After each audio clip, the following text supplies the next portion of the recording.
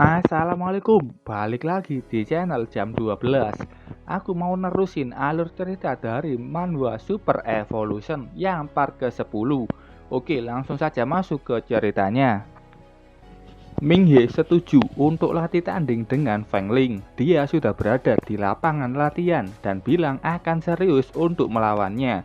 Apalagi kali ini mereka akan bertarung menggunakan spirit mereka masing-masing. Feng Ling menggunakan spirit apinya. Ledakan energi api dari Feng Ling membuat Minghe harus menghindar. Feng Ling melompat. Dengan api di belakang tubuhnya, Feng Ling terjun dan menendang Minghe yang berada di bawah. Minghe berusaha keras untuk bisa bertahan dari tendangan kuat itu. Setelah tendangan itu, Feng Ling bilang sepertinya Minghe akan kalah di serangan selanjutnya. Murid lain yang melihat itu sangat kagum dengan gerakan Feng Ling. Minghe pun memuji kekuatan tendangan dari Feng Ling. Tapi kekuatannya saat ini sudah di tingkat corona dan Minghe bisa bertahan dari serangan itu. Minghe mulai melepaskan auranya. Feng Ling sangat terkejut dengan tekanan aura Minghe dan membuatnya tidak bisa melihat Minghe yang sudah di depannya. Tapi Feng Ling berhasil menahan serangan itu dan keduanya saling menyerang dengan kekuatan masing-masing. Minghe terus menahan serangan dari Feng Ling, tapi dia sangat kewalahan dengan api Feng Ling. Dia terkena pukulan telapak tangan Feng Ling di dadanya. Minghe terpaksa mundur. Dia sudah tahu kalau terus-terusan saja menahan serangan dari Feng Ling, tangannya bisa terbakar habis. Apalagi Feng Ling saat ini sudah meningkatkan kekuatannya. Dia menggunakan Fiery Dance of the Burning Vessel. Aura api Feng Ling semakin meningkat. Minghe yang melihat itu sudah tahu bertarung biasa saja dia bakalan kalah. Minghe berjongkok untuk menyerap media tanah di bawahnya. Feng Ling sudah maju memberikan beberapa pukulan kuat ke Minghe. Minghe dengan pertahanan tanah di tangannya bisa menahan setiap serangan itu. Feng Ling tidak menyerah. Dia berlari cepat memutari Minghe. Dengan kecepatan itu, Feng Ling menyerang sekali lagi ke Minghe. Ledakan besar terjadi. Minghe yang terkena serangan itu tampak masih baik-baik saja. Jaketnya terbakar, tapi maskernya tidak terbakar. Minghe kembali dibuat bertahan. Feng Ling melanjutkan serangannya. Minghe hanya bisa menahan setiap serangan itu.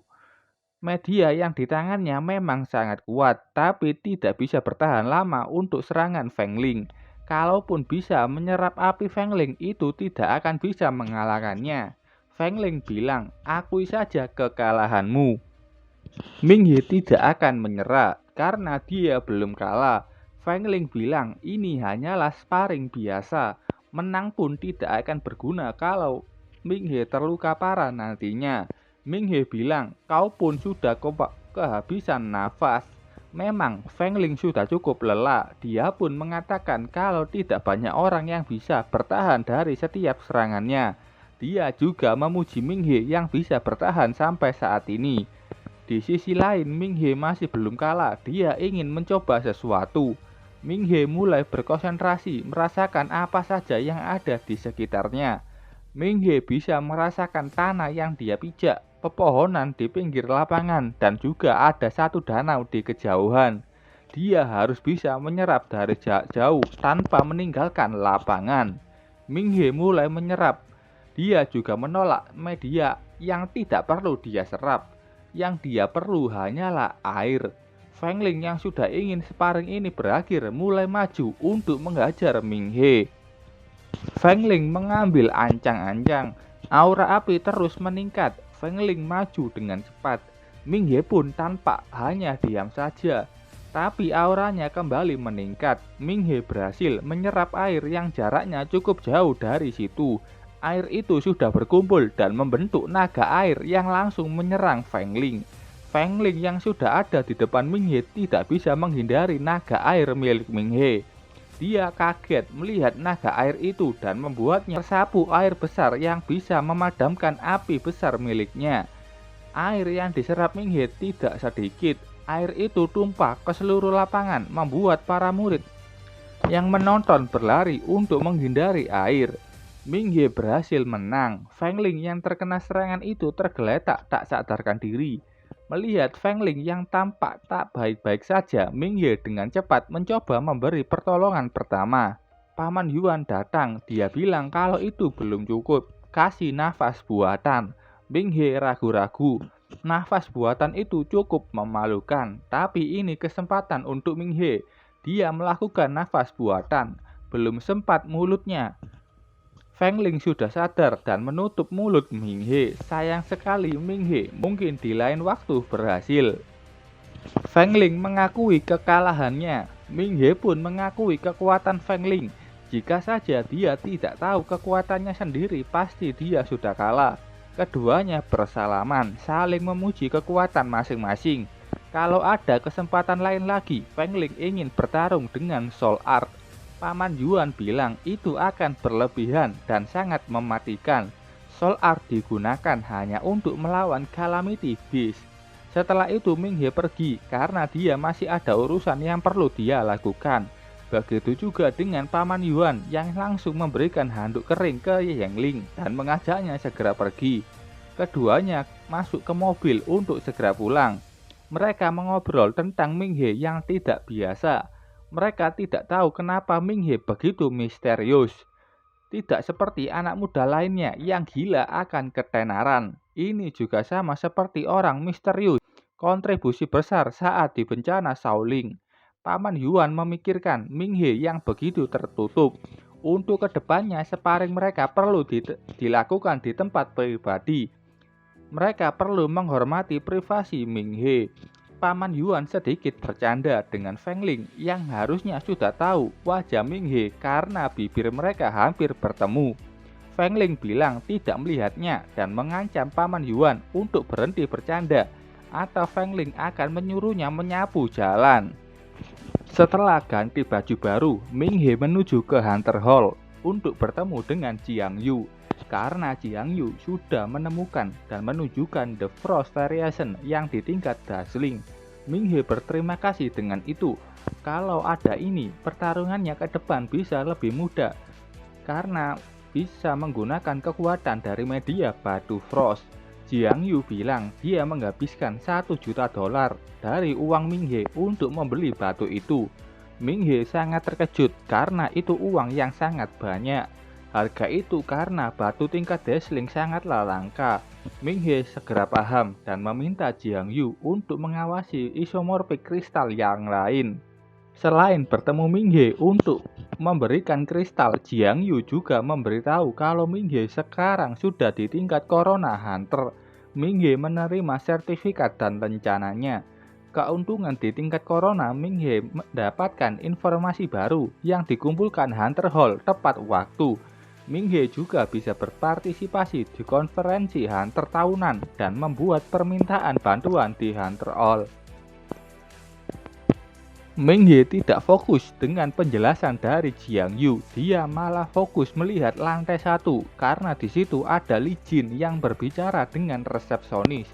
Jiang Yu bilang Li Jin mencari quest dari tadi pagi, tapi tidak banyak hunter tingkat atas yang mau memberinya pekerjaan. Ming He bilang dia mengenalnya.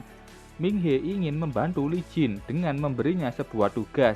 Ming He bertanya berapa komisi untuk memberi tugas ke hunter lain. Jiang Yu bilang tidak perlu komisi. Li Jin juga bersedia melakukannya secara gratis. Kenapa kok sampai segitunya? Jadi hunter di tingkat rendah agar bisa dipromosikan perlu memiliki stempel yang direkomendasikan dari hunter tingkat lanjut seperti Ming He yang saat ini di tingkat Corona. Rekomendasi hunter tingkat lanjut diterima dari sebuah poin. Poin yang Ming He miliki dapat ditukarkan dengan 4 stempel rekomendasi. Itu makanya hunter tingkat rendah seperti Li Jin sering mencari stempel hunter tingkat lanjut dan bersedia melakukan tugas apapun dari hunter tingkat lanjut. Hunter tingkat lanjut juga bisa meminta hunter tingkat rendah melakukan tugas kecil untuk bisa fokus ke tugas penting miliknya sendiri. Apalagi bagi hunter tingkat rendah yang tidak terkenal dan gak punya rekomendasi, sangat sulit bagi mereka untuk mendapatkan hadiah dengan bayaran yang tinggi. Ming He pun bilang ke Jiang Yu untuk memberi Li Jin tugas, tapi dengan merahasiakan siapa pemberi tugas itu. Ming He tidak mau Li Jin tahu kalau tugas itu diberi Ming He. Jiang Yu melakukannya. Dia turun ke bawah setelah menerima rincian tugas dari Ming He. Jiang Yu menghampiri Li Jin dan memberinya sebuah tugas dari hunter tingkat corona. Li Jin sangat senang bukan main, apalagi ini tugas dari hunter tingkat corona. Dia berterima kasih dan akan segera melakukan tugas itu. Melihat Li Jin yang bersemangat, Ming He sangat senang. Dia akhirnya tahu rasanya menjadi orang kaya. Setelah memikirkan itu, Ming He ingat kalau dia baru saja menghabiskan uang 1 juta dolar untuk membeli satu kristal. Padahal uang 1 juta dolar bisa membeli satu rumah. Ya, harusnya itu sepadan dengan kristal yang bisa membantunya memburu Calamity Beast ke depannya. Saat itu ada satu telepon dari kakaknya. Ming He mengangkat teleponnya dan bertanya, kenapa kakaknya menelpon pagi-pagi sekali. Tampak kakak Ming He sudah memakai setelan yang bagus, membuatnya lebih cantik. Dia sudah berada di stasiun kereta. Dia diterima bekerja di pekerjaan impiannya. Sebelumnya dia hanya fokus bekerja serabutan karena harus merawat Ming He yang sedang koma. Ming He bilang kakaknya tidak perlu bekerja lagi. Kan dia sudah bisa mendapatkan uang sendiri. Tapi kakaknya itu bilang biaya sekolah pasti sangat mahal. Buat uang itu untuk keperluanmu sendiri. Karena dia diterima kerja di tim astronomi Nando. Dan sekarang dia lagi OTW ke kota Nando untuk wawancara. Ming He sangat kaget karena itu pekerjaan yang sangat bagus. Kakaknya itu meminta Ming He untuk menjemputnya saat sudah sampai di kota Nando. Ming He sangat senang karena Ming He yang sedang koma dulu kakaknya menyerah pada pendidikannya. Tapi sekarang kakaknya kembali belajar dan bahkan mendapatkan kerja yang bagus di tim astronomi kota Nando. Karena mereka akan tinggal di Nando, mereka bisa tinggal bersama lagi. Ming He pergi ke stasiun untuk menjemput kakaknya yang sudah sampai. Setelah mereka sampai, mereka memutuskan untuk berjalan-jalan di kota Nando, menghabiskan waktu bersama berdua. Keduanya kelelahan berbaring di kasur, entah kasurnya siapa. Kalau kasurnya Ming He tidak mungkin, karena Ming He tinggal di asrama cowok akademi. Setelah itu Ming He mengantar kakaknya menuju ke tempat wawancara. Mereka sampai di astronomi tim Nando. Pegawai di sana mengantar kakak Ming He. BTW nama kakak Ming He Qin Yu. Sementara Ming He akan menunggu di sana. Banyak sekali penjaga yang di sana. Tempat ini di mana tim astronomi akan melihat bintang dan memprediksi datangnya bencana dan tingkatannya juga. Ming He tidak menyangka kakaknya akan diterima kerja di tim astronomi yang sudah dianggap mata manusia karena mereka selalu memantau perubahan di luar angkasa. Saat lagi menunggu ada satu orang yang datang di ruang tunggu bersantai sambil membaca majalah dewasa. Ming He mengenali orang itu, dia adalah Dr. Wu. Dr. Wu heran dengan tatapan Ming He. Ming He menjelaskan kenapa ada di sini. Ming He mengkonfirmasi apakah dia benar Dr. Wu Long yang asli. Ming He sudah tahu tentang Dr. Wu dari satu buku yang menggambarkan Dr. Wu sebagai penemu media rainbow. Media yang bisa mengukur dan menyimpulkan kekuatan binatang buas. Ming He sangat senang bertemu dengan Dr. Wu dan meminta foto bersama. Dr. Wu lagi ingin bersantai tanpa ada gangguan di sini. Dia menyuruh Ming He diam sebentar, dia akan menikmati majalah dewasanya. Saat itu datang wanita yang menegur Dr. Wu yang tidak bekerja, malah baca majalah dewasa. Menyuruhnya kembali bekerja, Dr. Wu menurut dan kembali bekerja. Untuk majalah dewasanya dikasih ke Ming He, yang hanya menerima majalah itu dengan tenang. Qin Yu yang sudah selesai wawancara bilang kalau dia bisa diterima dan bekerja selama 3 bulan untuk kedepannya. Sampai di Ming He dia bertanya kenapa Ming He malah baca majalah kayak ini. Minghe bilang apa adanya, tapi kakaknya itu tidak percaya dan mulai pergi dari situ. Setelah itu mereka kembali ke rumah. Kayaknya Minghe sudah punya rumah sendiri di kota Nando. Di sana Qin Yu berencana menanam bunga di teras karena teras mereka begitu luas dan indah. Saat akan ingin menemani kakaknya itu membeli bunga dan peralatan, Minghe ditelepon seseorang yang ingin bicara berdua saja tanpa ada orang yang mendengar percakapan mereka. Minghe bilang ke kakaknya, dia ada satu pekerjaan dan tidak bisa menemaninya membeli bunga. Minghe menuju ke teras agar kakaknya tidak bisa mendengar pembicaraannya. Yang menelpon adalah instruktur Luo. Dia pemimpin Zuki dan Laolin memintanya menghubungi Minghe. Luo menjelaskan, Laolin merekomendasikan Minghe untuk posisi Zuki yang sudah meninggal. Dragon Tooth sudah mengenal Minghe dan sekarang Minghe telah menjadi Wanderer di Dragon Tooth.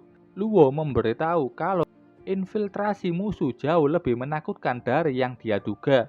Informasi anggota Dragon Tooth mungkin sudah tersebar.